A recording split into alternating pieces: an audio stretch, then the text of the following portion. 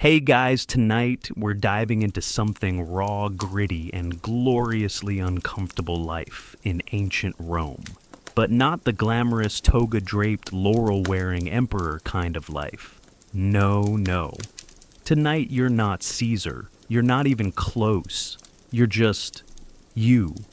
Dropped right into the beating, chaotic heart of the Roman Empire with no warning, no money, and no clue how to survive. So, before we dive into the sweat, sewage, and social rules that make modern traffic look polite, hit that like button and subscribe, but only if you genuinely enjoy the ride we're about to take. And while you're at it, drop a comment below. Where are you watching from? And what time is it there? It's always wild seeing who's tuning in from around the world. Now, dim your lights, get cozy, or brace yourself, and let's take a walk through one very rough Roman day. Morning begins with misery. You open your eyes to yelling, not your alarm, not a morning bird, real yelling. Someone arguing downstairs, a baby crying nearby, and chickens. Yes, actual chickens squawking in the hallway. Welcome to your new home, a Roman insula. Think ancient apartment building, but if it was built with hope dust and a complete disregard for fire safety. You live on the third or fourth floor, which is ancient Rome's way of saying you're broke. The higher up you live, the more likely the floor gives out if someone above drops a pot of olive oil. Your room. It's a stone closet, literally. 4 cold, sweating walls. In summer, it's like being steamed alive. In winter, you freeze unless you're hugging a clay pot full of coals, if you're lucky enough to have one. You've got a straw mattress crawling with lice, and your blanket smells like wet wool and poor decisions. There's no furniture, no decor, and certainly no kitchen. You've got a chipped clay cup, a beat-up tunic, and if you're feeling fancy, maybe a wooden comb. That's it. Oh, and there's no toilet. Not in your room, not in your building. Just a chamber pot silently judging you in the corner. When it's full, you carry it down a staircase that's barely wide enough for your knees and smells like every terrible decision ever made by your neighbors. The walls are so thin you can hear everything. Prayers, coughs, late-night arguments, and very much not arguments. It's all public knowledge in here whether you like it or not. There's no privacy, no peace. Your first mission, find a bathroom. It's early, you're groggy, and your bladder is threatening to declare war. So, you head down the street chamber, pot in hand, modesty long gone. You're searching for the nearest latrina Rome's version of a public restroom, and calling it a restroom is generous. It's more like a social mixer for people who don't believe in eye contact boundaries. What you find is a long, cold stone bench with holes cut into it. A trough runs underneath carrying water, just fast enough to keep the shame flowing. You sit if you're brave, and hope the person next to you doesn't want to start a conversation. Because yes, people do talk here. Deals are made, gossip is swapped, and somewhere in the distance someone is probably arguing about grain prices while doing their business. There are no stalls, no privacy, and if you think that's the worst part, think again. Here comes the tersorium, a communal sponge on a stick. It sits in a bucket of vinegar or salt water, and yes, everyone uses it. In theory, you rinse it before and after use. In practice, that sponge has seen things you'll need therapy for. And when you're done, you rinse your hands in the nearest basin, no soap, of course. Just cold, slightly mysterious water, shared by everyone who came before you. The phrase "wash your hands in Rome" is more of a hopeful suggestion than actual hygiene. Breakfast of champions, or not. Congratulations, you've survived your first Roman bathroom experience. Now it's time for breakfast, which in ancient Rome is less about energy and more about basic survival. Meet the Ientaculum Rome's idea of a morning meal. You're getting stale bread and watered-down wine. That's it. No coffee, no eggs, no pancakes, and definitely no oat milk lattes. Breakfast is basically a formality, a way to remind yourself you're still alive. Barely. The bread. It's called panis rusticus, a chewy, grainy brick that tastes like despair and flour. It's dense, dry, and about as flavorful as the wall it was probably baked on. If you're lucky, maybe there's a smear of Garum Rome's infamous fermented fish sauce that smells like bad life choices and ocean regret.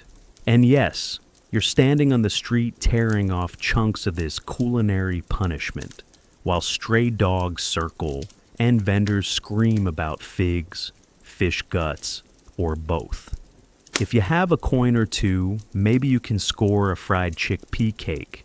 If not, well, chew slowly and try not to cry. And now, work. With a stomach full of regret and breadcrumbs, you begin the Roman workday. And trust me, unless you were born with a silver stylus, or you're related to someone important, your job is going to hurt.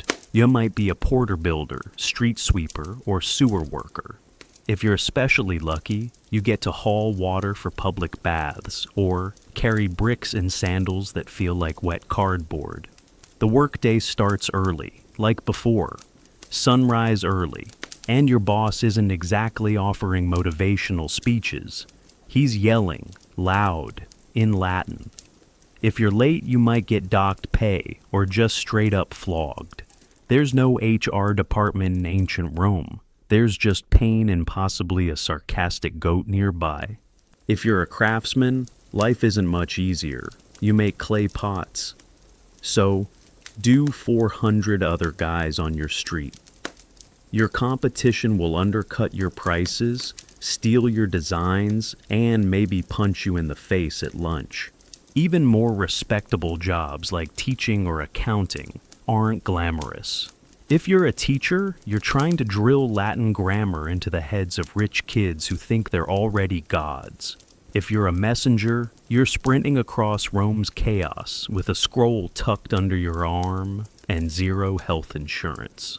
Women work too spinning, weaving, selling veggies, running stalls, raising kids, and somehow surviving childbirth without medical training. Roman multitasking at its most brutal. And all this before lunch. Roman streets, the daily gauntlet. Let's say you've made it through half the day. Congrats. Now you just have to survive the streets. And I don't mean that figuratively. Ancient Rome streets are war zones dressed up as infrastructure. Sure, Roman roads are famous for being straight and expertly paved, but they're also open sewers. The middle of the road doubles as the city's main drainage system. So, if you step off the raised sidewalk and into the flow, congrats, you've baptized your foot in centuries of human waste. Traffic is wild.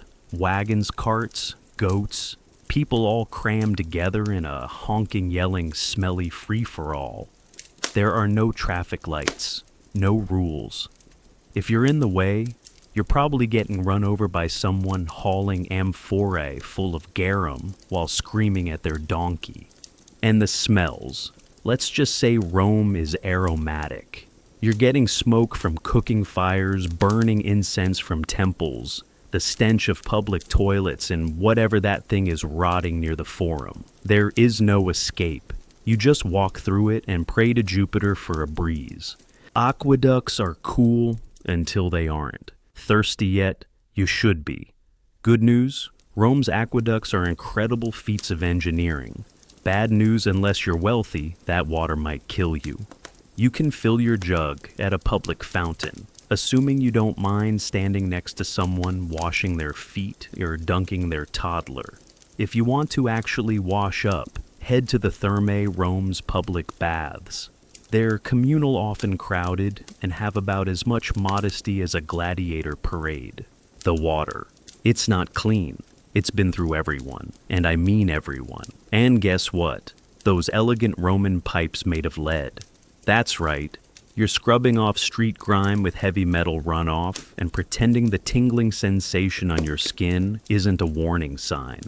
And if you're feeling sick, you can always go see a doctor. Just kidding. We'll get into that disaster in the next section. Part 2. Pain medicine and dinner time in Rome. So, you've made it halfway through your day in the Roman Empire without getting trampled by a cart pickpocketed by a child or passing out from inhaling fish sauce fumes. Progress. But you're not in the clear yet, because the next challenge isn't outside, it's inside your body. Welcome to the wonderful world of Pain Roman style. Pain is the background music of ancient Rome. Let's say you stub your toe on a loose stone while walking past a temple. In our world, you'd slap on some ice, maybe pop a painkiller, and spend a few hours complaining about it on the couch. In ancient Rome, you grit your teeth, wrap it in a dirty rag, and limp like it's a personal insult from the gods. There's no Tylenol, no Advil, not even aloe vera, just hope and dirt. Break a bone, no cast, no sling. Just pray it heals straight or get ready for a lifetime of creative limping. Got a toothache? Good luck. You might find someone with pliers who once helped fix a chariot axle. That's your dentist now. Dental care in Rome is basically blacksmithing. Inside your mouth. Women, if your pregnant childbirth is a dice roll, the midwife might have herbs. She might also have a chant and a stick. There's no sterile equipment. There's no anesthesia. You scream, and if the gods like you, you live. If not, well, the apartment next door just opened up. Pain wasn't something Romans avoided. It was expected, embraced even. Stoicism. The philosophy that told people to endure suffering without whining was practically a personality trait. Cry about your dislocated shoulder. You're not just injured, you're weak. Pain builds character, and possibly scar tissue. Going to the doctor, or you might die faster. Alright, so maybe your injury is bad enough that you actually go see a medicus, a Roman doctor. Great idea, in theory, but let's set expectations. Roman medicine is kind of like trying to fix a car by licking the engine and guessing based on flavor. Their understanding of the human body revolved around the 4 humors: blood phlegm, yellow bile, and black bile. If you were sick, the idea was that one of those was out of whack. The solution, balance it. And how do you balance it? You drain something. You walk into your local healer with a sore throat, and the first thing they want to do is cut you open and drain your blood. Because of course the answer to being weak is making you weaker. Got a fever. Let's remove a pint and see what happens. Depressed. We'll drain your sadness bile, have a rash. Slap on some crushed beetles and goat dung. Now, to be fair, some treatments worked, but often by accident. They'd wash wounds with vinegar or wine, which actually did help kill bacteria. But they'd also do things like mix honey with burnt ash and apply it to infections, which was either going to cure you or curse you. And surgery. Oh yeah, Romans had tools, scalpels, forceps, even drills, but no anesthetics. You stayed wide awake while they sliced into your leg or pulled a rotten tooth. You screamed into a piece of wood and hoped they didn't sneeze mid-incision. Sterilization. Not a thing. A clean toga was probably their version of hygiene. So, yeah, the doctor might save your life, but odds are they'll just make you bleed in new ways. Dinner time. What's in the bowl? Probably regret. Let's say you survived your medical visit. It's evening now and you're starving. Time for cena, the Roman dinner. Now if you're imagining pasta pizza or even a halfway decent soup stop, those things don't exist yet. No tomatoes, no potatoes, no noodles. Definitely no tiramisu. This isn't Italy. This is pre-it Italy. If you're rich, dinner might involve flamingo tongues, jellyfish and vinegar, or stuffed dormice, all served with a side of "look how wealthy I am." If you're not rich and you're not, you get pulse. That's a grainy porridge made of spelt beans or lentils. It tastes like someone boiled cardboard and stirred in sadness. If you're lucky, it's warm. If not, it's just damp and gray. Protein maybe, if someone caught a fish or trapped a rat that didn't look too diseased. Otherwise, it's salted cheese olives and that same garum fish sauce that's haunted your nose all day. And wine, yes, but always diluted. Drinking straight wine in Rome was seen as barbaric. But guess what? The water they dilute it with isn't exactly bottled spring stuff. So, basically you're choosing between full-strength plague juice and slightly boozy swamp water. The Roman dining experience, buy on. Bring your own napkin. You sit cross-legged or lean on your elbow at a wooden table or stone bench sharing your sad little meal with others. No forks, maybe a spoon, probably just your hands. And when you're done, no napkins. You wipe your hands on your tunic or on the communal cloth. That's never been washed. By the end of it, your stomach is full-ish, but you're still hungry. You've had bread wine, maybe a lentil, and now you're buzzing just enough from the alcohol to think, maybe tomorrow will be better. It won't be, but that little lie helps you get through the night. Let's talk Roman entertainment. Horror as a hobby. All right, you've survived work dinner and that weird fermented burp from your neighbor. Time to relax, right? In Rome, relaxation means violence. Let's start with a Colosseum, the main attraction. A glorious stone theater where tens of thousands would gather to watch. People die.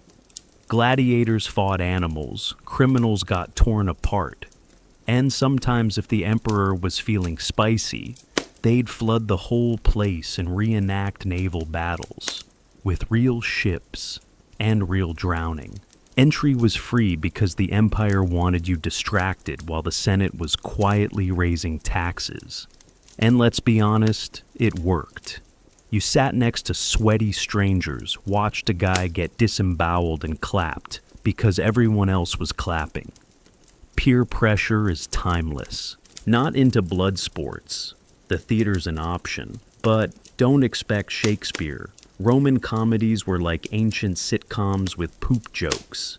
The tragedies, everyone dies. Even the musicians. Maybe you prefer something fast. Head to the Circus Maximus for chariot races. No seat belts, no brakes. Just speed crashes and the occasional horse flying into the crowd. The crowd loves it. Bets are made. Beer or bad wine is spilled. And if you cheer for the wrong team, congratulations, you're now in a fistfight with a man named Gaius, who smells like onions and bloodlust. Street shows and sidewalk chaos. Too broke for the Colosseum.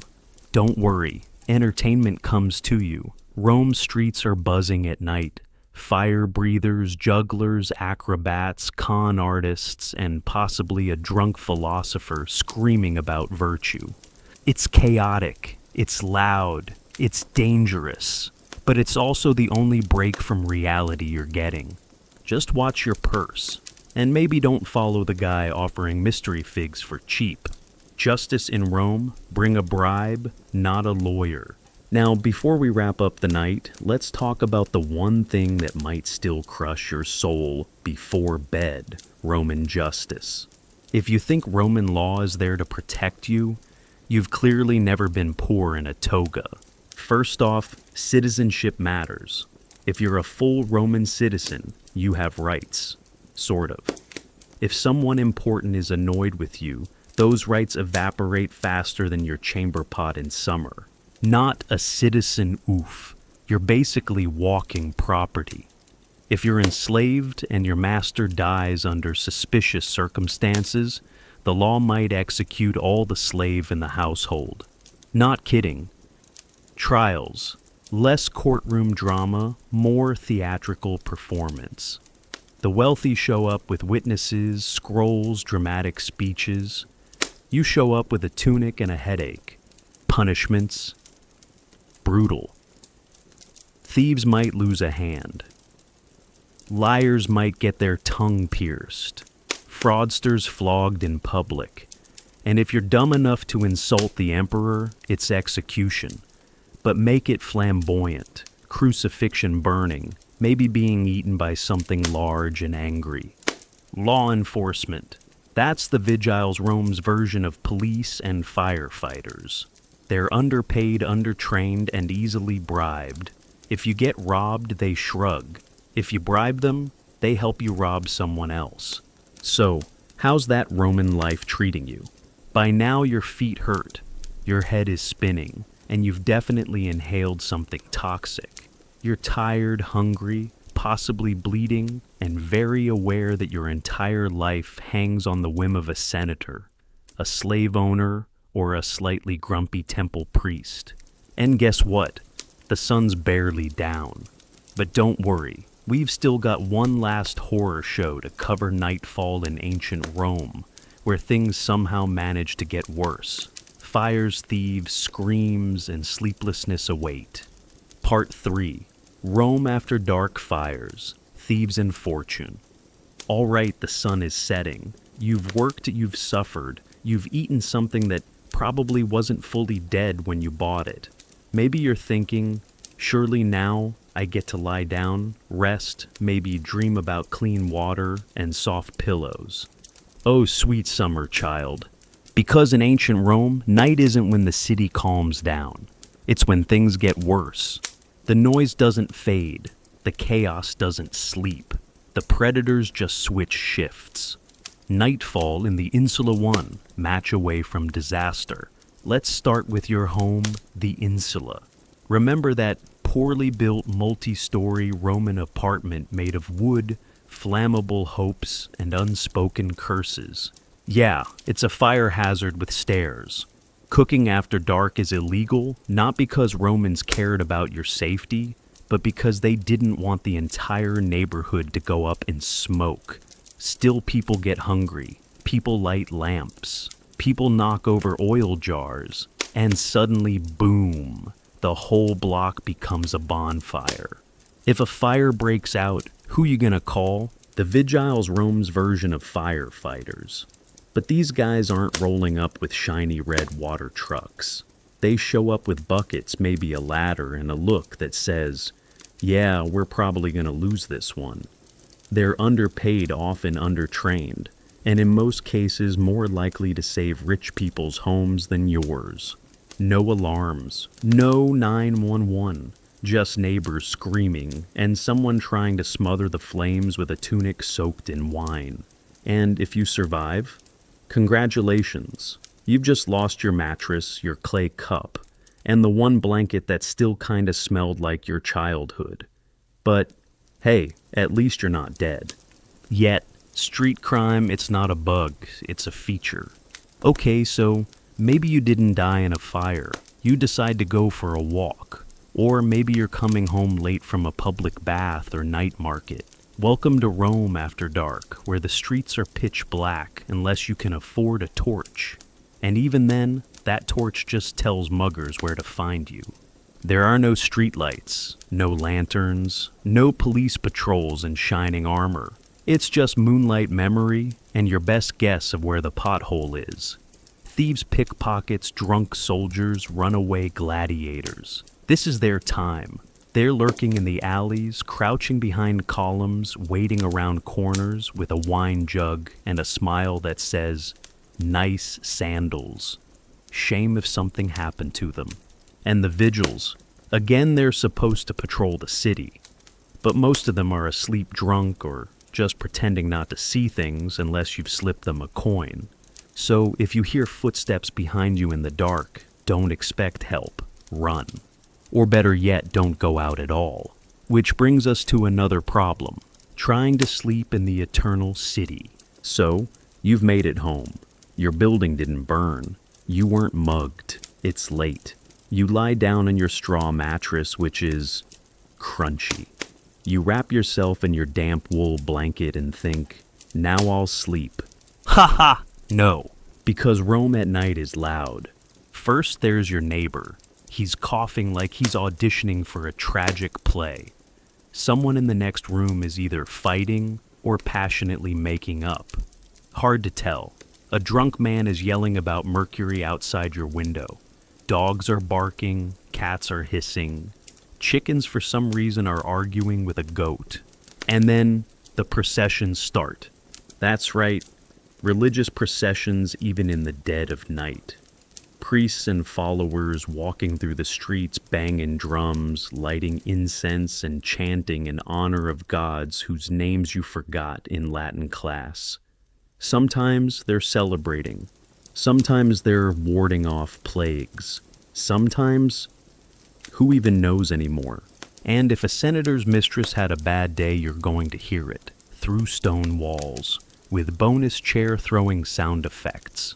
Eventually, sometime around 3 a.m., maybe you drift off. But even then you sleep with one eye open because rats are a thing. Big ones. And if you're on the top floor, part of the ceiling might decide tonight's the night it wants to retire. Survive the night. Repeat the cycle. The sun rises again. You wake up sore, sweaty, and probably more tired than when you went to bed. But you made it. One whole day. One whole Roman night. And now, it's time to do it all again. Check the fire, empty the chamber pot, eat the bread, avoid the chariots, work until your hands bleed, cheer as a gladiator loses an eye, bathe in shared bacteria, dodge a thief, fear a fire, and fall asleep praying the ceiling stays put. But hey, Rome is eternal. At least that's what they say. Religion isn't comfort. It's a checklist of fear. Maybe you're hoping religion will offer some kind of peace. After all, you're surrounded by temples. Gods are everywhere. Statues, shrines, offerings. Maybe you'll find a little meaning in the madness. Let me stop you right there. Religion in Rome is not about comfort. It's about obligation. There are gods for everything. Jupiter, sky, Mars, war, Venus, love, but also gods for door hinges, boundaries, sewers, and even mildew. Yes, mildew has a deity. His name is Robigus, and you better respect him unless you want your walls to rot. If you don't honor the right gods at the right time, in the right way, bad things happen. Not necessarily to you either. Sometimes your whole street suffers because you forgot to light a candle for the goddess of grain. That's right, forgot to thank Ceres during planting season boom drought. Skip your offering to Terminus, the god of boundaries. Suddenly your neighbor thinks he owns your wall.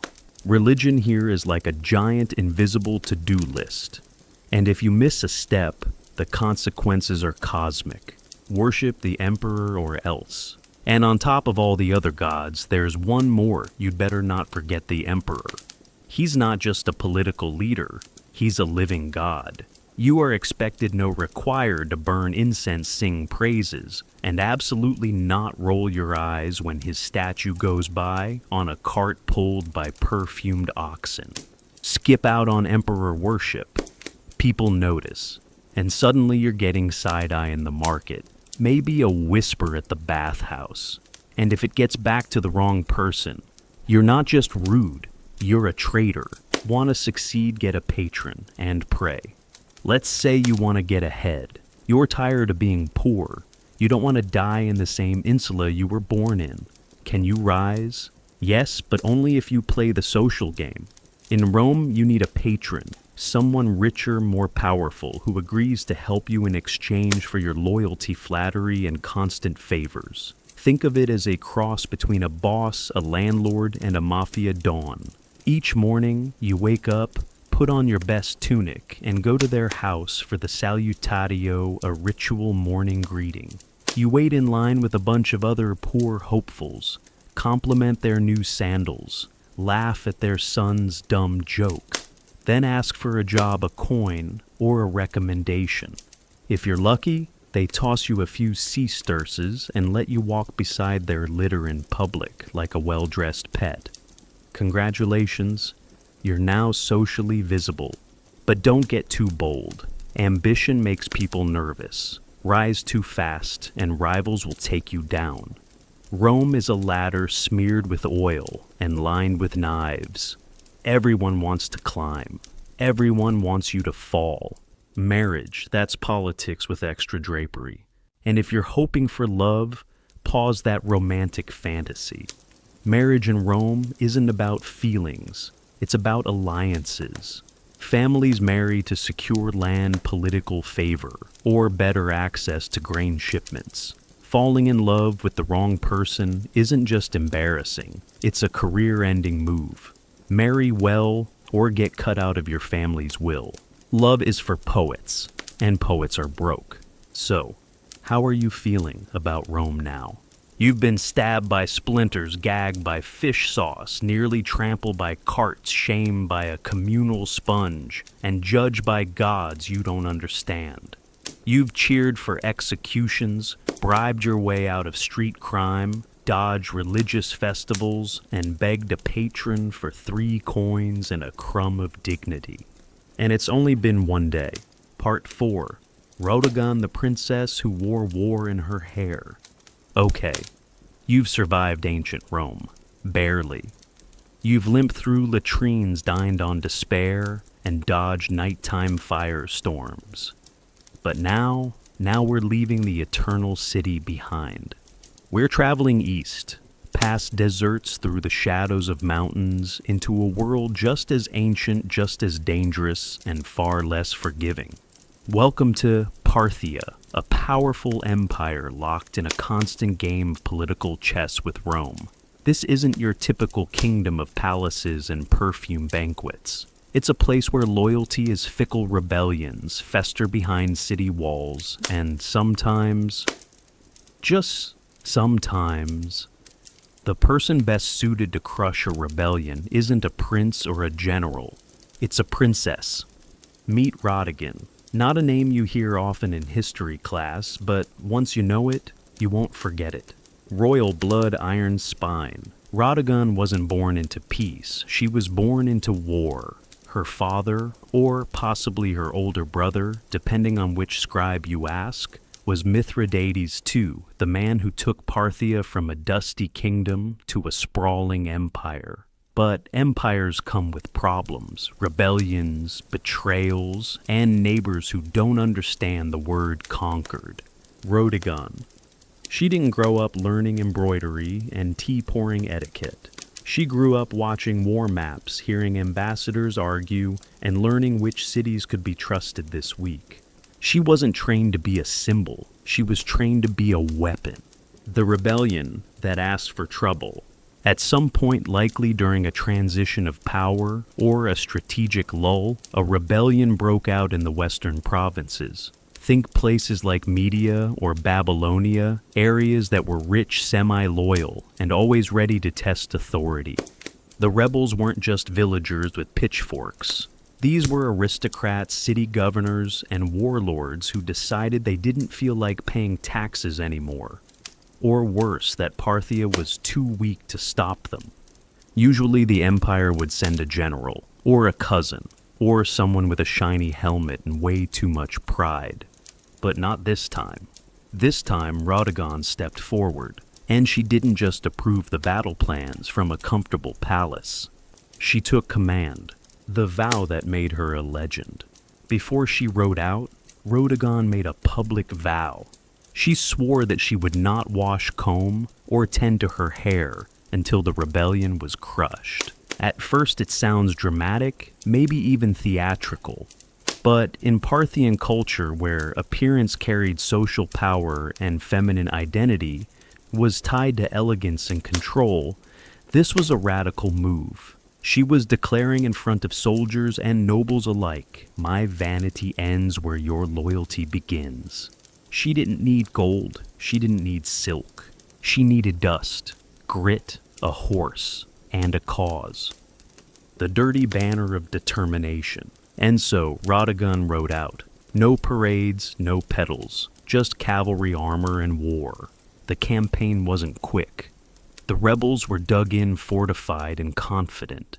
They weren't expecting a wild-haired princess with a glint in her eyes and a sword on her hip. Rodigan used Parthian tactics, mobile cavalry, feigned retreats, hit-and-run raids. Her forces were everywhere and nowhere. They struck cities at night, disappeared into the desert, then returned 2 days later from the opposite direction. As the war dragged on, her hair began to change. What started as a clean braid turned into knotted ropes, matted with sweat and battlefield dust. It became a symbol, a living flag of resistance. Her soldiers saw it and whispered, "We're still fighting." The enemy saw it and wondered, what kind of woman rides into war looking like vengeance itself? The Witch Queen of Parthia, the rebels started calling her the Witch Queen. Not because she used spells, but because she refused to act like a royal woman. And that scared them more than a dozen armored battalions. She didn't sit in the back. She didn't sleep in comfort. She ate with her troops, patrolled with them, reviewed weapons, took wounds, bled beside them. By month 3, she wasn't just a commander. She was a myth in the making. The final stronghold, where patience became a weapon. Eventually, the rebels retreated into a final stronghold, a city said to be impenetrable. They thought they could outlast her, that she'd get tired, that her empire would recall her, that maybe she'd break her vow out of boredom. Spoiler, they were wrong. Rodigan didn't attack immediately. She laid siege, cut off food, intercepted messages, poisoned wells.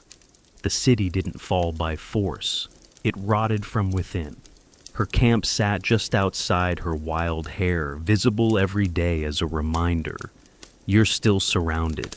I'm still here. And then one night, a gate was left unguarded. Some say it was fatigue. Others claim it was treason. Either way, Rodigon's soldiers slipped in, opened the main gates, and the city fell before sunrise. Victory wasn't trumpets, it was water. Most rulers would throw a victory parade, light incense, claim glory. Rodigon, she asked for water. In a public courtyard, before her entire army, she washed her hair for the first time since the campaign began. Servants brought warm water, oils, combs, and in front of hundreds of battle-hardened men, she began to untangle months of war from her scalp. It wasn't vanity, it was symbolism. Every knot she combed free a city reclaimed. Every rinse of water, a rebellion drowned. Soldiers stood silent, not out of protocol, but out of reverence. Some say she laughed, others say she cried. Either way, no one forgot it, because in that moment, she wasn't just a princess. She was a living legend. She didn't return in triumph, she returned in duty. She could have gone back to court in glory, let the scribes write poems, let nobles faint from admiration. But she didn't. Instead, she visited each city she'd reclaimed, one by one. She walked the streets, checked defenses, spoke to citizens, asked about food stores and border security. She wasn't showing off. She was doing the job. And the people, they didn't gather to worship a royal. They gathered because they knew she cared. Not from speeches, but from scars. Powerful, respected, and problematic. By the time she returned to court, her story had spread like wildfire. And now the elites had a problem. What do you do with a woman who led armies and won? Some suggested she be married off as if a husband would contain her. Others whispered she should be put in charge of distant borders, keep her influence far from the capital. Rodigan, she said nothing. She didn't boast. She didn't lobby. She waited, because she understood the war may have ended on the battlefield. But power games were just beginning, and sometimes the most dangerous move is the one you don't make. Part 5, Rodigon. When history tried to erase her, the dust didn't. So, Rodigon returned from war, not with a crown on her head, but with the empire in her shadow. She had crushed a rebellion-led troops through dust and blood and washed her vow away in front of men who would have died for her. And now she was back not as a royal heir or a courtly accessory, but as a force. A woman with the loyalty of armies and the respect of the provinces. And that terrified people. The palace didn't know what to do with her. Rodigan walked the marble halls of Parthia like a sword in a silk sheath. Not loud, not demanding, just present. And her presence said everything. Every time she stepped into a room, conversations paused. Ministers cleared their throats. Generals adjusted their belts. Because here was a woman who didn't talk about power. She had it, earned it, and wore it like the dust in her hair unapologetically. No jewels, no throne, no fanfare. Just proof. Proof that she didn't need permission to lead. Proof that she could take cities the way others took breakfast. And the court didn't like that. Because power in Parthia was supposed to flow through title, not legends. Through marriage, not military vows. Through men. But Rodigan had thrown out that rulebook the day she refused to comb her hair. And now, the only question was, what do you do with a woman you can't control? She chose silence as a strategy. You might think Rodigan fought to keep her position, that she demanded land armies or influence. But she didn't. She did something far more dangerous. She waited. No press tours, no loud declarations, no ego.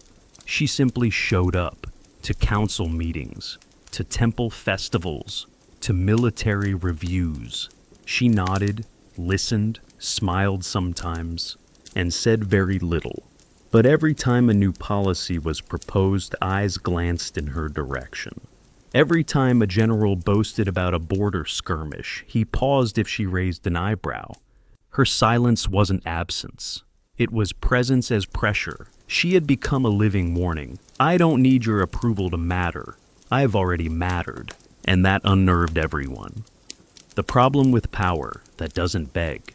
You see, empires are good at managing predictable power. They can elevate a king assigned a general, celebrate a marriage alliance. But they have no idea what to do with a woman who doesn't ask and doesn't leave. Rodigan wasn't trying to start a coup.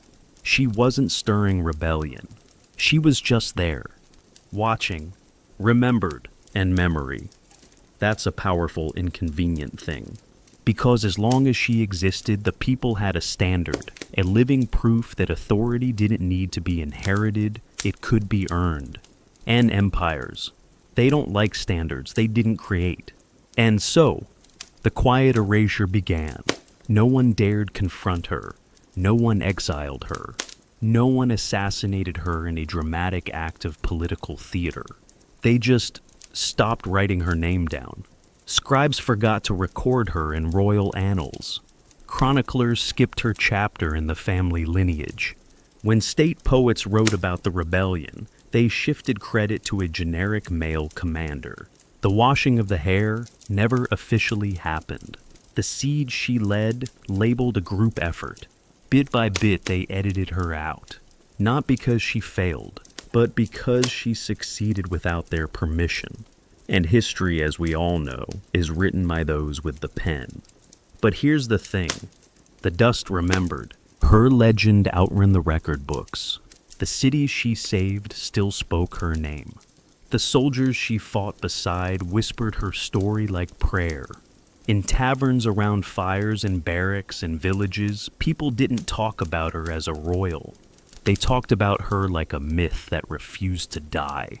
She became a cautionary tale for men who underestimated grit, and an anthem for women who were told to wait their turn.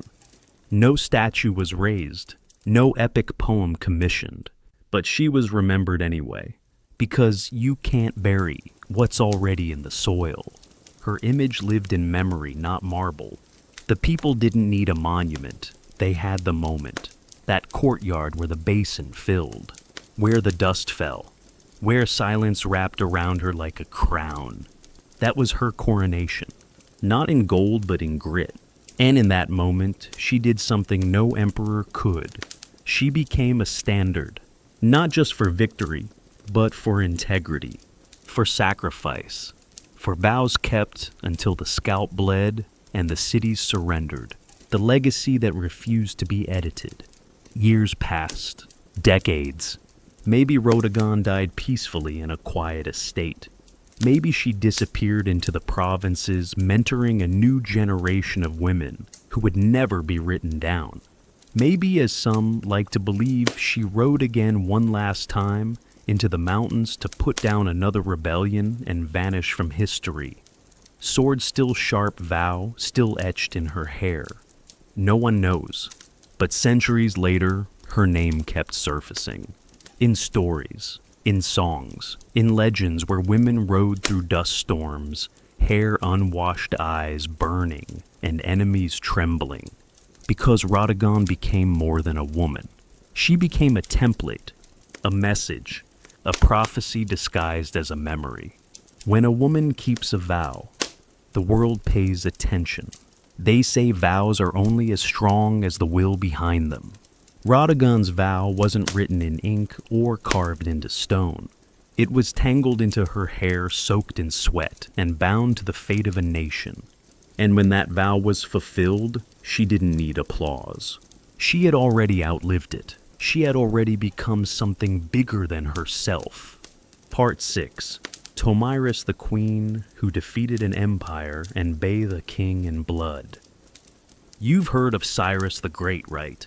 Founder of the Achaemenid Empire, master of strategy, conqueror of Babylon, a man so revered that even his enemies wrote about him with respect. When most kings were carving their legacies into stone, Cyrus was carving empires out of entire continents. But this isn't his story. This is the story of the woman who ended his reign. Her name was Tomyris. And while you won't find her face etched on coins or her name inscribed in Greek stone, what she did left a stain on history no empire could wash away. Because when Cyrus tried to outsmart her, she didn't just win, she destroyed him. Welcome to the steppes home of the Massage Tay. Let's set the stage. This isn't Persia. This isn't Rome. This is the Central Asian steppes, wide, wind-blasted, endless grasslands, where horses are faster than messages and warriors are born in the saddle. Tomyris ruled over the Massage Tay, a nomadic confederation of tribes east of the Caspian Sea. They didn't have marble temples or golden thrones. They had mobility archery and a deep distrust of kings who wore too much jewelry. And yet here was Cyrus marching toward them, with the largest empire the world had ever seen, at the time expecting yet another swift victory. Spoiler, he miscalculated, badly. Cyrus offers a marriage proposal, and gets laughed out of the steppe. Before the fighting ever began, Cyrus tried to play the oldest card in the book, marriage.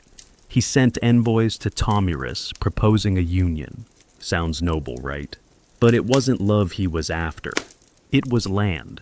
By marrying her, he hoped to absorb the Massage Tay territory into his empire, bloodlessly, diplomatically, and quietly. Tomyris, she saw right through it. She sent back word essentially saying, "I know your game, and I don't play checkers when I live on a battlefield." No alliance, no submission. She wasn't going to be someone's trophy queen. She was already a ruler, and Cyrus, he didn't like being told no. The trap that killed her son.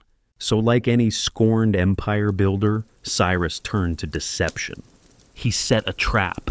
Cyrus built an empty camp, filled it with wine delicacies and just enough valuables to make it look like a careless military outpost.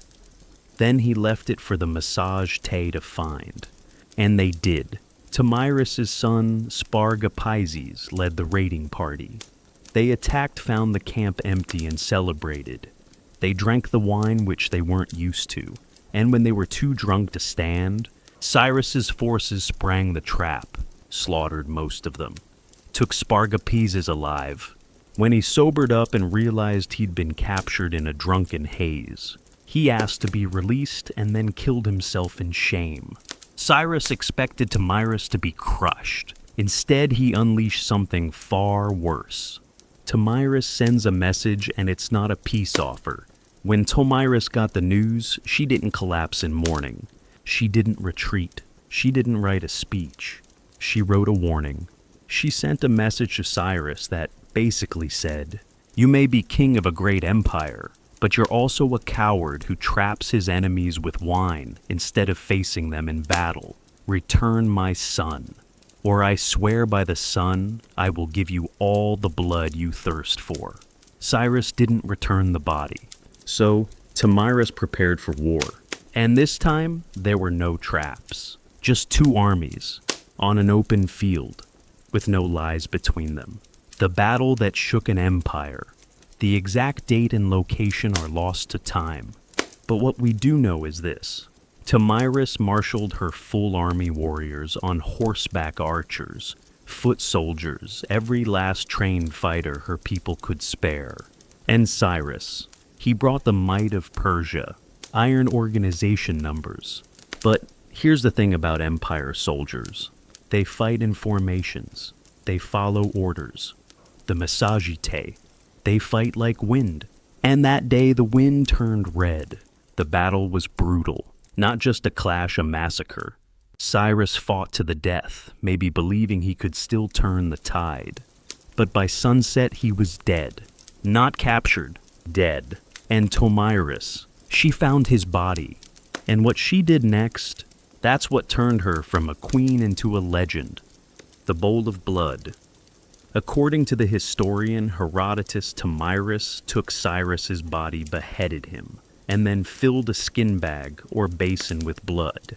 Then in front of her generals and gods, she placed his head into the bowl and said, "Drink your fill of blood, you bloodthirsty man." Was it symbolic? Was it literal? Does it matter? Because that image, a king's head in a bowl of blood, presented by a woman he underestimated, that's what lived on. Not his victories, his defeat. At the hands of a queen no one thought would dare stand against him. After victory, she didn't build a temple, she went home. Tomyris didn't take over Persia. She didn't loot palaces or declare herself empress. She returned to the steppe, back to the plains, the horses, and the people who raised her. No parades, no monuments. Because Tomyris didn't fight for power. She fought for justice, for her son, for her people. And once that was done, she didn't need to keep fighting. That was the difference. Legacy carved in legend, not stone. To this day, we don't know where Tomyris is buried. There are no statues of her in golden halls, but her name shows up quietly, stubbornly across time. In the whispers of historians, in the poetry of Central Asian nomads, in the silence of every battlefield where a woman chose to lead instead of plead. And Cyrus, he built an empire, but she ended it. You see, history loves conquerors, but it remembers those who conquer conquerors. Tomyris didn't write scrolls. She didn't need to. She wrote her story in blood across the bodies of men who thought her weaker. She carved it into the spine of every general who forgot that grief makes fire out of bone. Pierced a 7. Dihya, the last flame of North Africa. We've marched through Rome. We've bled beside Rhodogon. We've watched Tomyris place a king's head in a bowl of blood. And now we journey again to a land where deserts breathe fire, mountains cut the sky, and freedom was never given. Only fought for. This is North Africa. And this is the story of Dihya, also known as Kahina, though she probably never called herself that. A Berber queen, a prophetess to her people, a war chief to her enemies, and the woman who stood between Islamic expansion and the last heartbeat of an ancient land, not as an obstacle, but as a wall of fire. When the caliphate came west, by the 7th century, the Umayyad Caliphate had swept across the Middle East and into Africa like a storm. Egypt had fallen. Libya was under control. The sands trembled with the sound of armies chanting the name of Allah and waving the green banners of Islam. But west of Tunisia, past the Atlas Mountains, was a people they couldn't quite conquer, the Berbers. Not because the Berbers had cities or wealth like Alexandria, but because they had something else. Mountains, terrain, pride, memory, and Dihya. She wasn't born a queen. She became one by force. Dihya wasn't born with a crown. She didn't inherit a throne. She took power the only way that mattered to her people, by proving she could lead. She came from the Ores Mountains, jagged, brutal, beautiful. A place where the wind carves stone, and men are shaped by hunger and heat. She was Berber, a people with dozens of tribes, dialects, and long-standing rivalries.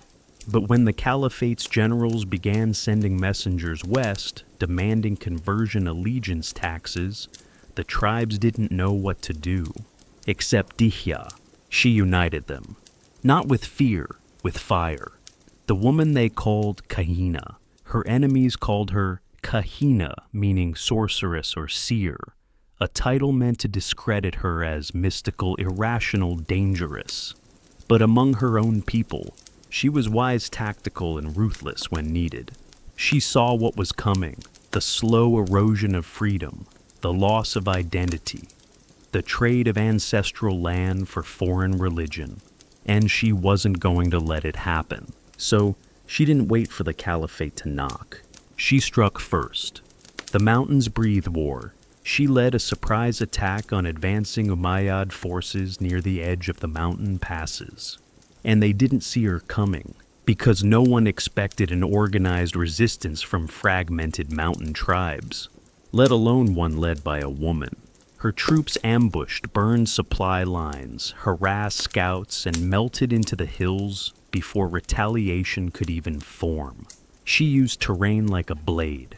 She used memory like armor. And by the time the dust settled, the invaders were gone. For a moment, North Africa was hers. She didn't just defend, she burned it all down. But Dihya knew something tragic. Victories are temporary. If she simply fought back, the invaders would return. Stronger, wiser, more prepared. So she made a choice that still sparks debate to this day.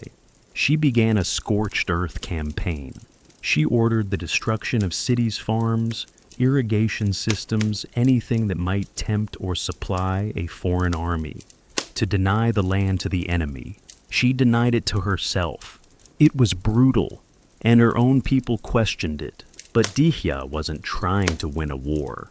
She was trying to delay the inevitable, to hold the line long enough for something else to rise. And for a while, it worked. But empires always come back. Eventually, the Umayyads returned, this time with a larger force, better intelligence, and a secret weapon, diplomacy. They offered alliances. They promised freedom under Islam. They converted some of her former allies. And soon, Dihya stood alone. The final battle. She knew it was over before the sun even rose that morning. But she didn't retreat. She gathered the last of her loyal fighters and met the army on open ground. Some say the battle lasted a day. Others say it was over before noon. Either way, she fell, sword in hand. No surrender, no capture, just death on her terms. They buried her in the dirt of the land she had tried to save. And the caliphate moved on. But you can't conquer what you never understood. Yes, Dihya died. Yes, the Berbers were absorbed into the expanding empire. Yes, her name was rewritten, retranslated, distorted. Some said she was Jewish. Others said Christian. Some even claimed she was a witch, a devil, a demoness. But all of that was noise. The truth, she was Berber, a leader, a flame. Not meant to last forever, only to burn long enough to light something behind her. She wasn't trying to live forever, just to be remembered. And she was, in the mountains, in oral stories, in desert songs passed from grandmother to granddaughter. the woman who refused when everyone else bowed, the woman who told an empire, "You may take the land, but you'll never take the spirit." Every empire meets a Dihya, eventually. Rome had Boudica, Persia had Tamiris. The Umayyads, they had Dihya, because every unstoppable force eventually meets an immovable woman. And even when they lose, they win, not in life, but in legacy. Part 8, Lagertha the Shield Maiden who fought like fate itself. We've marched through the ruins of Rome, spilled royal blood in the steppes, and watched flames rise over North Africa.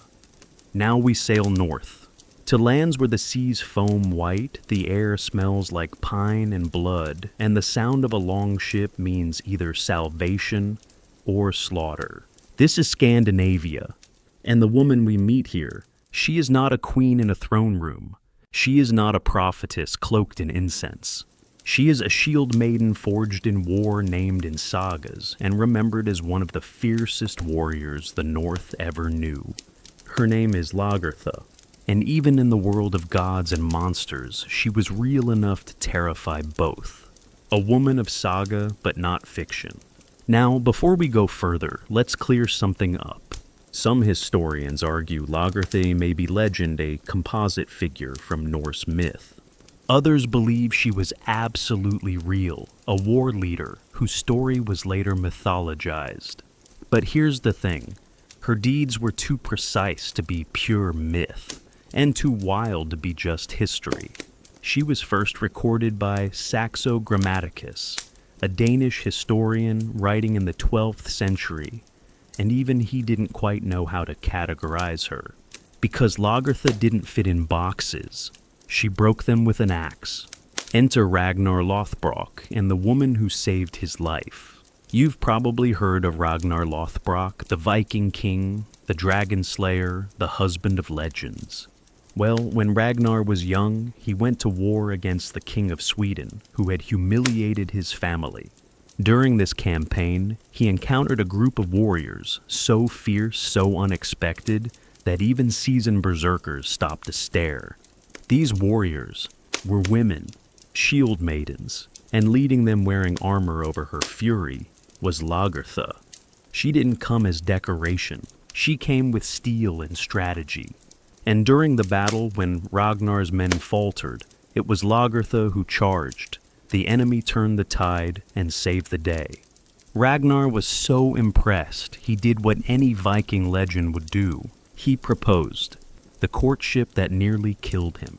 But Lagertha wasn't a woman to be wooed with praise and poems. Nope, she tested him.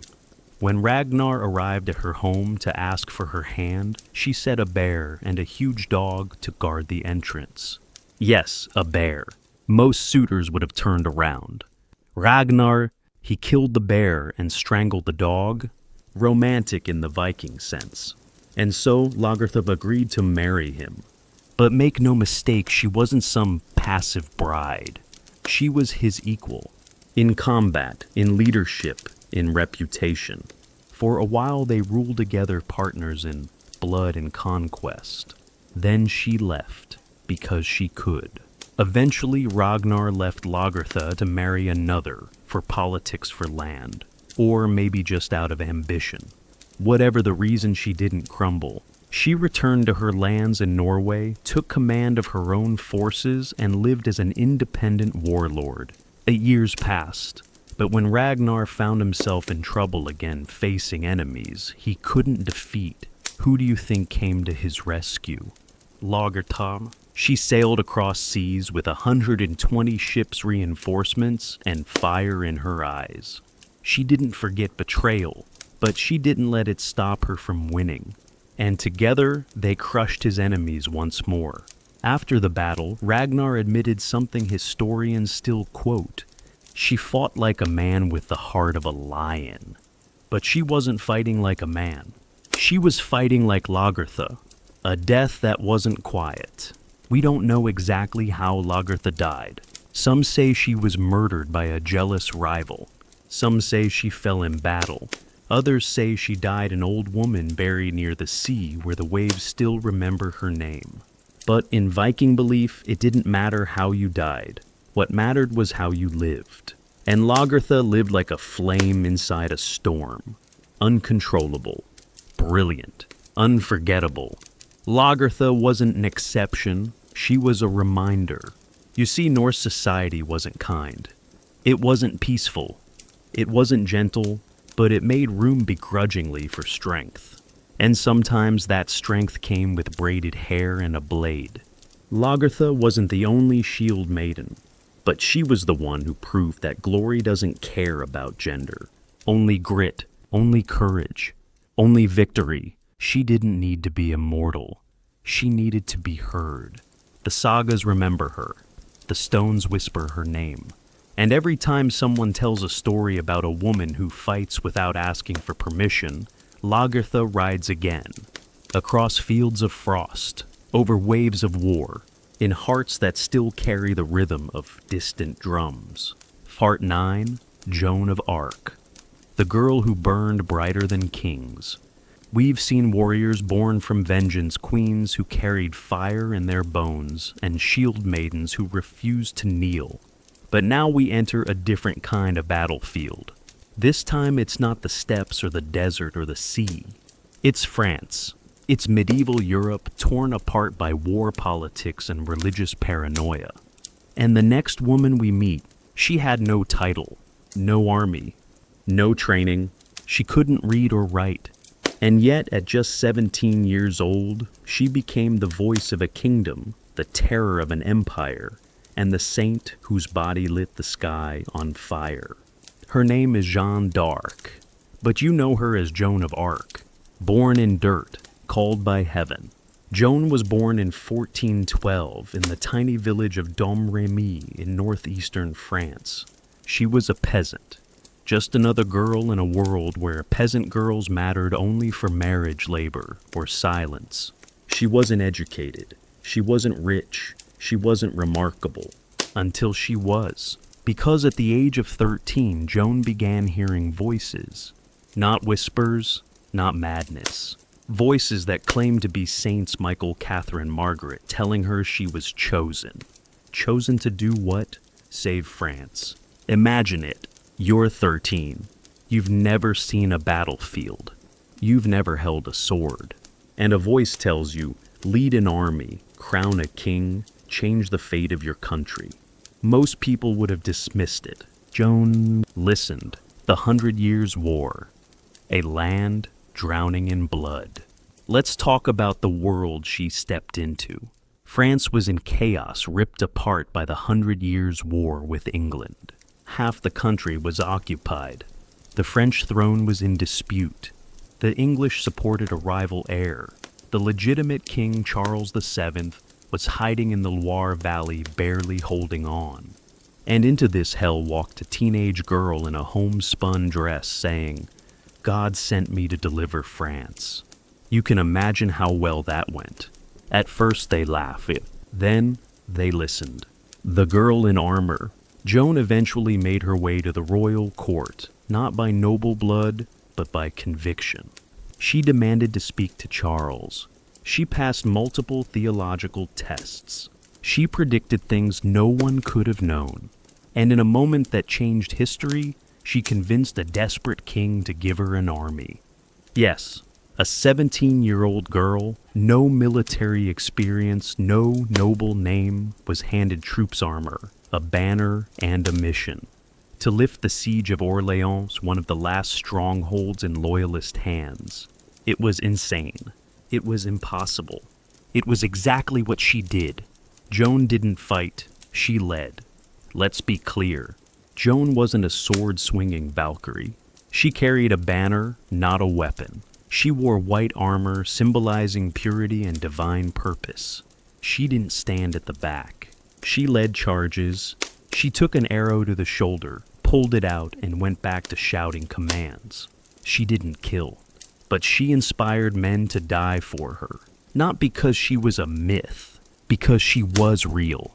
A girl who believed fully that God walked with her and made others believe it too. She crowned a king, After Orléans, Joan became unstoppable. In just 3 months, she helped Charles VII's march to Reims, the traditional site of French coronation. And there in the Grand Cathedral, she stood beside him as he was crowned king.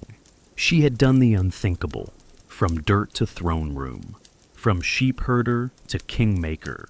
She was 17. No one had ever seen anything like it. And the world, especially the English, took notice. And then they betrayed her. Joan's power grew, and with it came enemies not just across the battlefield, but within her own ranks. French nobles didn't like a peasant girl giving orders.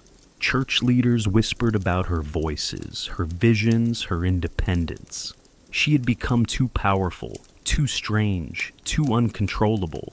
In 1430, during a campaign to liberate more towns, Joan was captured by Burgundian allies of the English. Charles, the man she had crowned, did not ransom her. She was left behind by the very kingdom she saved. The trial that was never about truth. The English didn't just want her dead. They wanted her discredited. So they put her on trial for heresy. Not for killing. Not for treason. But for claiming God spoke to her, for wearing men's clothes, for hearing voices, for acting outside the role a woman was meant to play. She was interrogated for months, alone, without a lawyer, in Latin, a language she didn't speak. And yet she held her ground. She never recanted, even when threatened with torture, even when they promised her life in exchange for silence. Joan knew the truth. If I am not in God's grace, may God put me there. And if I am, may God keep me there. Burned but not broken. On May 30th, 1431, Joan of Arc was burned at the stake in Rouen. She was 19 years old. As the flames consumed her, eyewitnesses say she didn't scream. She called out Jesus' name over and over until the smoke took her voice. Even the English executioner wept. Even her enemies whispered that maybe, just maybe, she was who she said she was. But fire doesn't kill faith. 2 decades later, Joan's trial was retried. She was declared innocent. Centuries after that, she was canonized as a saint. Not because she wore armor, but because she proved that belief is stronger than swords, that a teenage girl with nothing to lose is the most dangerous force on earth, and that some flames don't consume, they illuminate.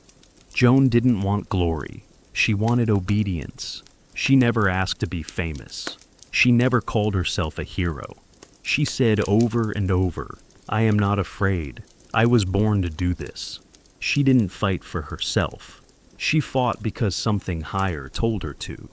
And whether that was God, destiny, or just something deep in her bones, it was real enough to change the course of history.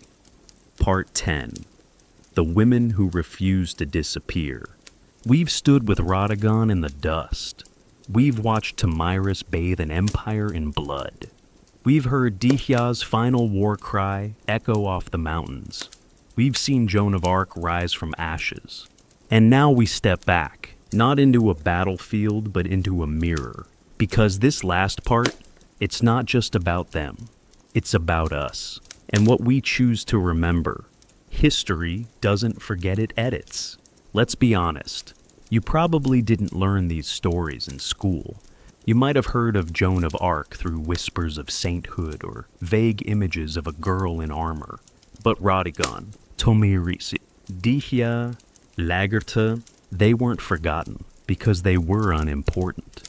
They were forgotten because they were inconvenient, too bold, too powerful, too willing to fight back when the world told them to sit still. And so, history didn't erase them. It blurred them.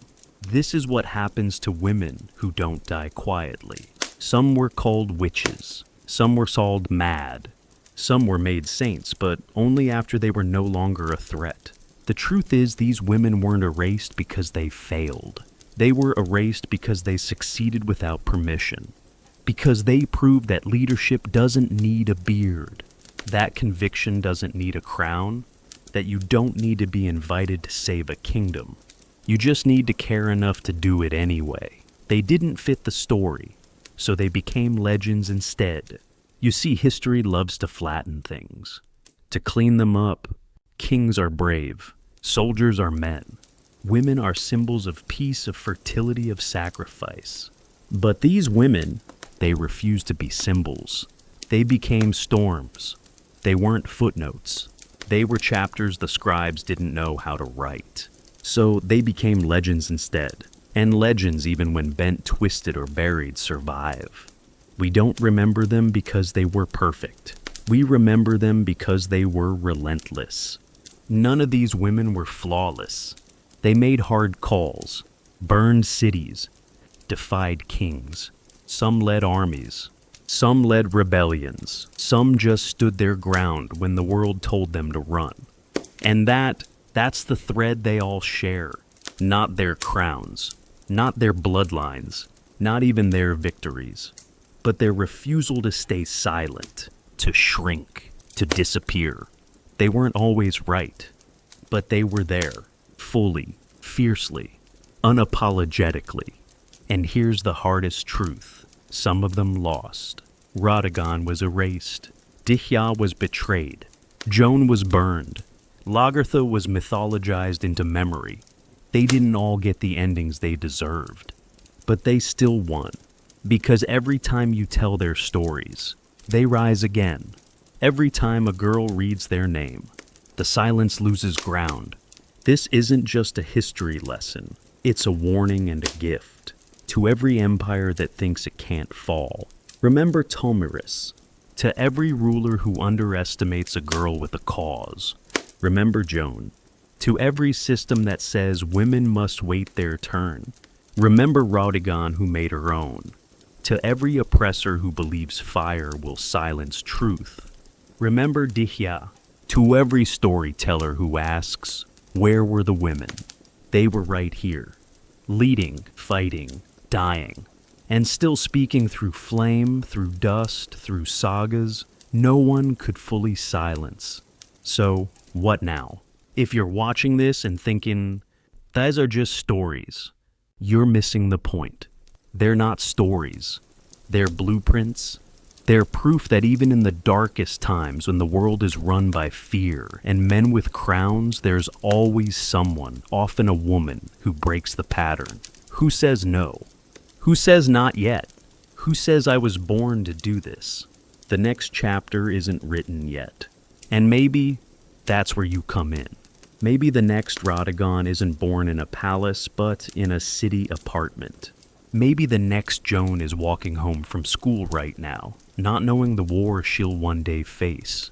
Maybe the next Tomiris won't hold a sword, she'll hold a mic, or a camera, or a protest sign. And maybe the most dangerous thing you can be is a woman with a memory, because empires can burn books, but they can't burn what we pass down in fire. Tell the stories, say the names, speak them out loud in classrooms, on stages around kitchen tables, in quiet moments before sleep. Because the moment we stop, that's when they win. But if we keep going, they live, they lead. And the next girl who needs courage won't have to invent it. She'll remember it. Our story ends here. See you tomorrow evening. Good night. I love you.